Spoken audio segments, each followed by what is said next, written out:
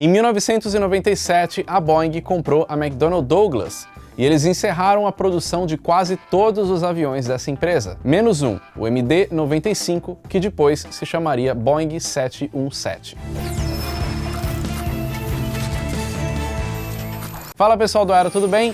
Você já é inscrito aqui no canal? Se ainda não for, clica no botão se inscrever aqui embaixo, que você já vai ajudar bastante a gente. E estamos chegando em 1 milhão de inscritos, e quando a gente passar essa marca, muita coisa legal vai acontecer aqui no canal, então ó, ajuda a gente a chegar lá, beleza? E se você ainda não conhece a lojinha do Aero, tô deixando o link aqui na descrição para você ver os nossos produtos, camisetas, máscaras, chaveiros, bonés, maquetes, muita coisa legal lá.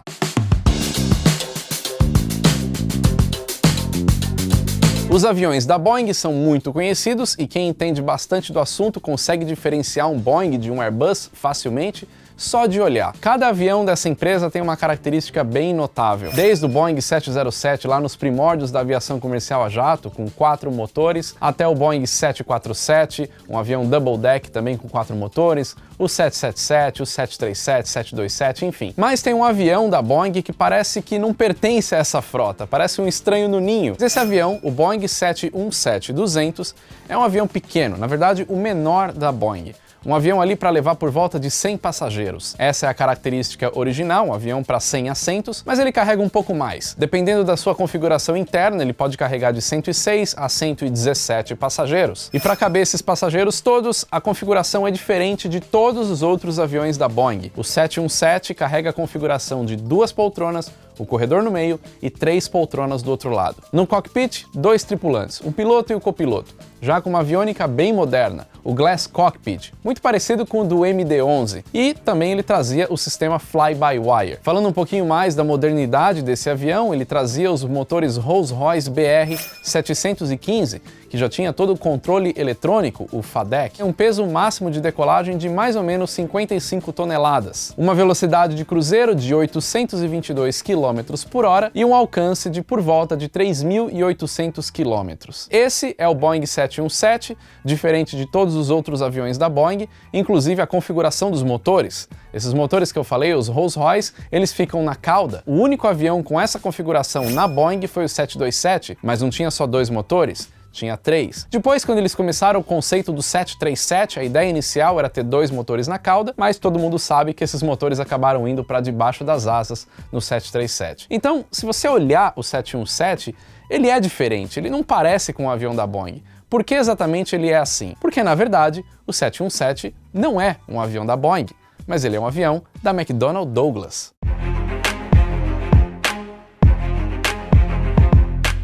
Na verdade, esse projeto é antes até da McDonnell Douglas existir. Esse projeto veio da Douglas Aircraft. Essa empresa, a Douglas, criou projetos notáveis, aviões que fizeram história na aviação, como por exemplo o DC-3 lá dos anos 30, que teve um sucesso absurdo. Mais de 16 mil unidades desse avião foram construídas. E além dele, também teve o DC-8, um avião que bateu de frente com o Boeing 707. Em 1963, a Douglas criou uma outra aeronave para fazer parte do seu portfólio para complementar o Douglas DC-8, um avião maior, um avião para um alcance maior. Eles resolveram então fazer um avião menor, um avião regional, que viria a ser o Douglas DC-9. O Douglas DC-9 foi um design totalmente novo e foi um grande sucesso naquela época, vendendo aí quase 1000 unidades. A ideia do Douglas DC-9 era para ser por volta de 100 assentos, ele acabava carregando por volta ali de 100, 120 passageiros e ele foi produzido até 1982. Várias versões do Douglas DC-9 foram feitas.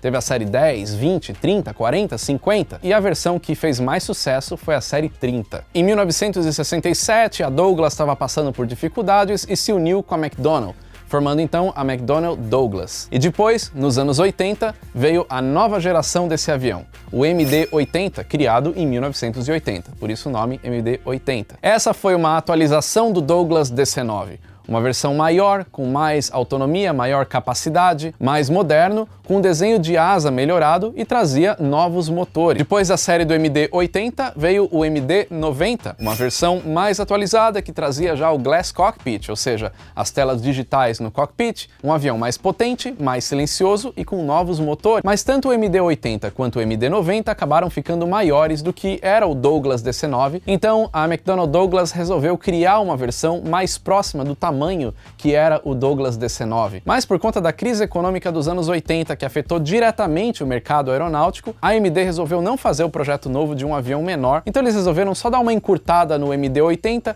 e criaram o MD-87. Só que o MD-87 também carregava mais de 100 passageiros. Mas, apesar de ter sido engavetada, a ideia de fazer um avião menor nunca foi esquecida. E aí, quando a crise foi passando, nos anos 90, em 1991, a McDonnell Douglas anunciou a intenção de fazer um avião menor como era o Douglas DC-9. Esse avião inicialmente era para carregar 105 passageiros. Então, o primeiro nome que ele recebeu foi MD-87-105. E no Paris Air Show de 1991, a McDonnell Douglas anunciou a ideia de fabricar o MD-95. O 95 era porque esse avião seria entregue à primeira unidade em 1995. O tamanho, o peso e a capacidade de combustível eram muito parecidas com o que era do Douglas DC-9-30. Mas qual que é a vantagem, então, de fazer um avião parecido com o que era o DC-9? Bom, o tamanho do avião era muito parecido, mas claro que o MD-95 traria toda a tecnologia atual daquela época ali dos anos 90.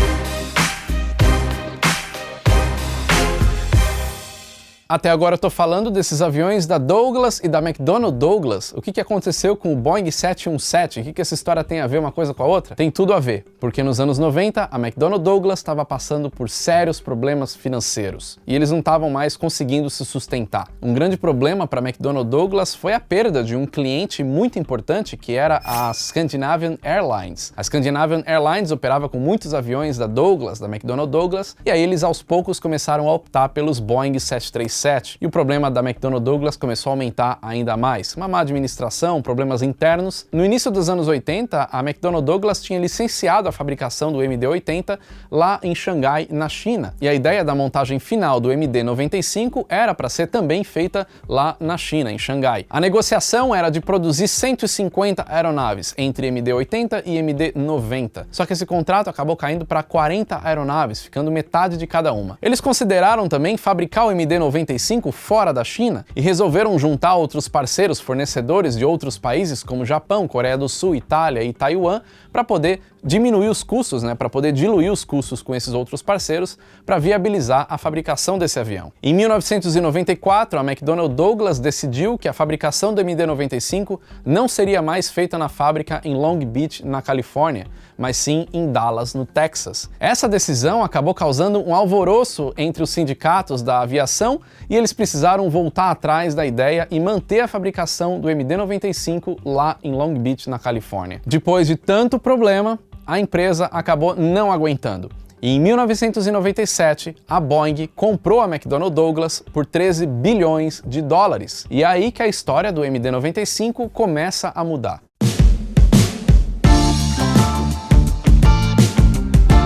A McDonnell Douglas era uma grande rival da Boeing.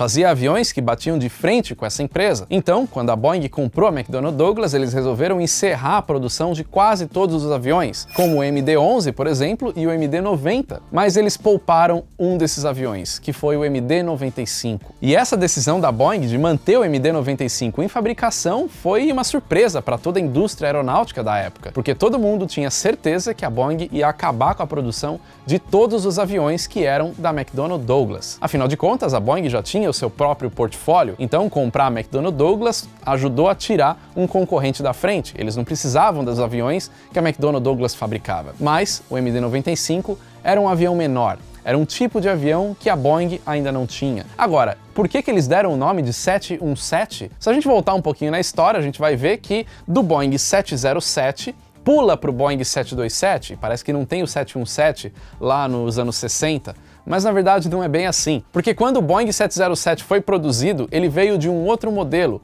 o inicial, que foi o Boeing 367-80. O Boeing 367-80 derivaria dois outros modelos, o Boeing 707, que é o avião comercial do portfólio da Boeing, e também um avião militar, o Boeing 717. Esse foi o primeiro nome do KC-135 ou C-135, 2 aviões militares. O KC era um avião-tanque para carregar combustível para reabastecimento em voo, e também o C-135, que era um avião de transporte militar. E aí, eles nomearam esse avião como Boeing 717. Depois, o que ficou foi o KC-135 ou o C-135. Foram esses os nomes que levaram esses aviões adiante. Mas o nome 717 também foi usado para promover o avião Boeing 720, uma das versões do 707. E aí, como tinha o militar 717 e também o civil 717, historiadores da Boeing dizem que na época eles resolveram dividir esse nome. Boeing 717-100 seria para designar o avião militar,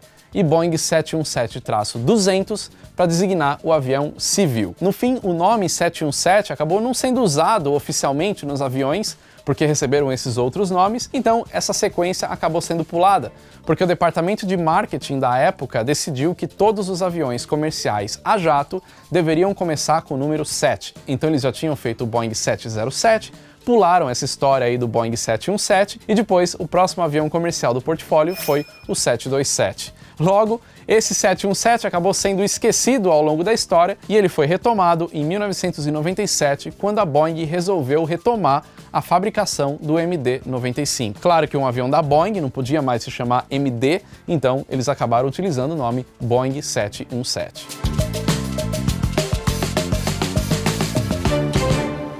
Mas no começo dessa história toda, quando a Boeing retomou a fabricação do MD-95, agora 717, só a mudança de nome para Boeing acabou não convencendo nenhuma companhia aérea, porque, querendo ou não, ele era um avião da McDonnell Douglas. O avião tinha a vantagem de ser muito parecido com os antigos aviões da McDonnell Douglas e também do Douglas DC-9, e esses aviões ainda estavam em operação em muitas companhias aéreas. Logo, para fazer a substituição dessa frota para o novo Boeing 717, não seria tão difícil. Mas, apesar disso, dentro da Boeing, o 717 acabou sendo sim um estranho no ninho, porque ele era diferente, ele era deslocado de todos os outros aviões do portfólio da empresa. Ele não tinha uma família. E essa história do avião ter uma família dentro da empresa é muito positivo para a companhia aérea, porque elas conseguem, com o mesmo modelo de avião, atender várias rotas diferentes sem precisar gastar muito com treinamento de pilotos. Como o Boeing 717 era muito diferente dos outros aviões da Boeing, qualquer companhia aérea que adquirisse o 717 precisava começar um novo treinamento de piloto para que eles pudessem operar. E isso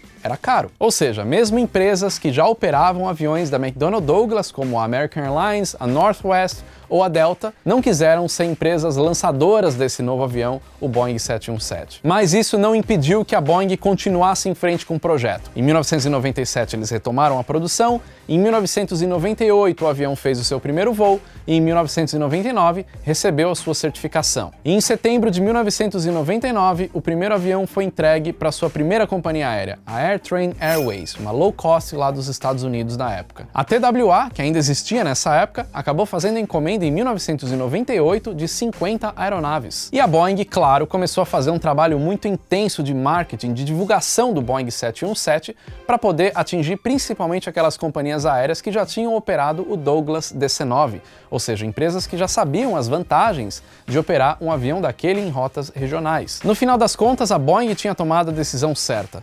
O 717 era muito bom e os seus primeiros operadores elogiavam muito esse avião. E os passageiros também gostavam de voar nele. Uma companhia aérea lá da Austrália, a Impulse, acabou comprando vários Boeing 717.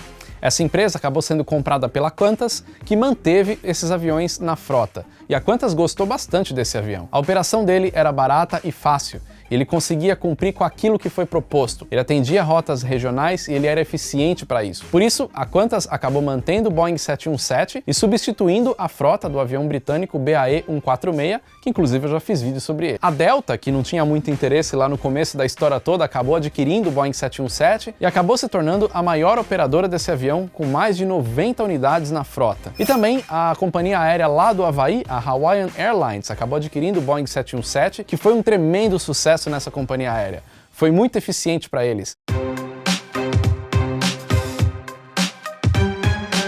Depois do sucesso do 717-200, a Boeing cogitou criar uma versão um pouco maior, o 717-300. Mas eles acabaram abandonando essa ideia porque ele ficaria muito parecido com o 737-700. Então eles acabaram mantendo só o 200 mesmo. Tudo parecia estar indo muito bem. O mercado tinha capacidade para absorver a fabricação desses aviões, tanto do 717-200 quanto o 737-600, que era mais ou menos da mesma categoria. O 737-600 era um pouquinho maior só, e a demanda era tão grande que a Boeing resolveu fazer uma linha de produção muito parecida com a linha de produção de carros, mas construindo aviões. Essa linha de produção acabou fazendo com que o custo unitário dos aviões fosse menor, a produção fosse mais rápida e muito mais eficiente. No início de 2001, a demanda estava alta, a linha de produção estava a todo vapor, eles estavam fabricando muitos aviões, tudo estava indo muito bem, até o dia 11 de setembro de 2001.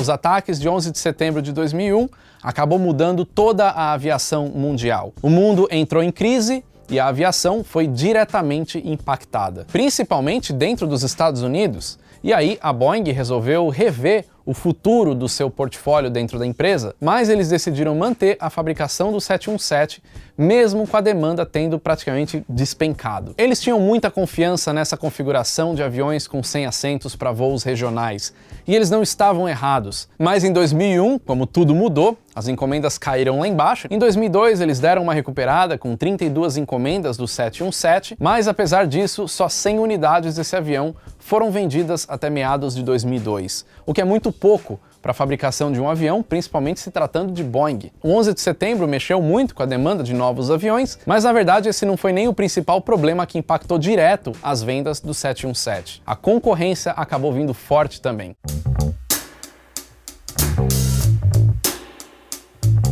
A Embraer e a Bombardier estavam trazendo aviões muito bons para atender esse mercado regional de até 100 assentos. E esses eram o E-Jets da Embraer e o CRJ da Bombardier. Um grande impacto para a Boeing foi a decisão da Air Canada de não comprar um Boeing 717 numa concorrência que eles tinham entrado no valor de 2,7 bilhões de dólares. A Air Canada acabou optando pelos aviões da Embraer e da Bombardier e a Boeing acabou perdendo esse contrato bilionário. A American Airlines comprou a TWA em 2001. Lembra que eu falei que a TWA tinha feito uma encomenda de 50 aeronaves? Pois é, quando a American Airlines comprou a TWA, eles resolveram cancelar os pedidos das aeronaves que ainda não tinham sido entregues. O 717 acabou sobrando na mão da Boeing, então eles decidiram encerrar o programa de fabricação desse avião em 2005. E em maio de 2006, as duas últimas unidades do Boeing 717 foram entregues para os operadores. Foi para a Midwest Airlines e para aquela que foi a primeira operadora, a empresa que lançou o 717, a AirTran Airways. Essa entrega desses dois últimos aviões marcou o fim das operações da fábrica de Long Beach, na Califórnia. No total, foram feitas 156 unidades do Boeing 717 entre os anos de 1998 e 2006, e quase todos eles ainda estavam em operação até o início desse ano de 2020. Claro que depois veio a pandemia, mudou muita coisa, muitos aviões foram paralisados, muitas empresas começaram a tomar outras decisões, mas o histórico de operação do Boeing 717 foi muito positivo. A Delta Airlines, que foi a maior operadora voando com 88 unidades do 717 na frota, acabou anunciando em maio desse ano, maio de 2020, que eles iriam aposentar pelo menos metade da frota do 717, substituindo pelo Airbus A220, A320 e também o Boeing 737 MAX.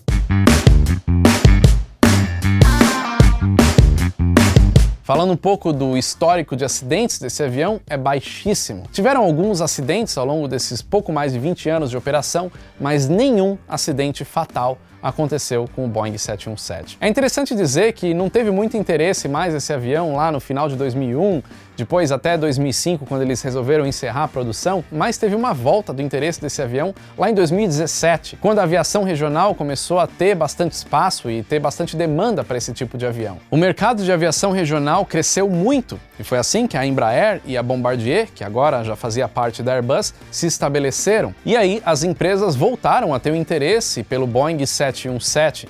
Só que o problema é que a Boeing não tinha mais interesse nenhum em voltar a fabricar esse avião, e só 4 empresas aéreas tinham esse avião na frota lá em 2017, como a Delta Airlines, a Hawaiian Airways, a Qantas e a Volotea, uma empresa low cost lá da Espanha, e nenhuma delas tinha qualquer interesse de vender os seus aviões, a não ser a Volotea, que já estava pensando em substituir a frota. Então, a oferta de Boeing 717 no mercado estava escassa e a procura estava grande. Então ele acabou sendo um avião até que bem cobiçado a partir de 2017, mas é claro que agora, em 2020, muita coisa mudou. Então é isso, essa é a história do Boeing 717, um avião que foi da Douglas, como o Douglas DC-9, depois a McDonnell Douglas pegou esses projetos, acabou criando o MD-95, virou o Boeing 717. Espero que você tenha gostado desse vídeo, não esquece de deixar o like, comentar o que você achou, se você tem alguma coisa a acrescentar e também se inscreve no canal pra gente chegar em 1 milhão de inscritos muito em breve. Conto com vocês, é isso daí, não deixa de entrar na lojinha do Aero para conhecer nossos produtos. Valeu e até o próximo vídeo.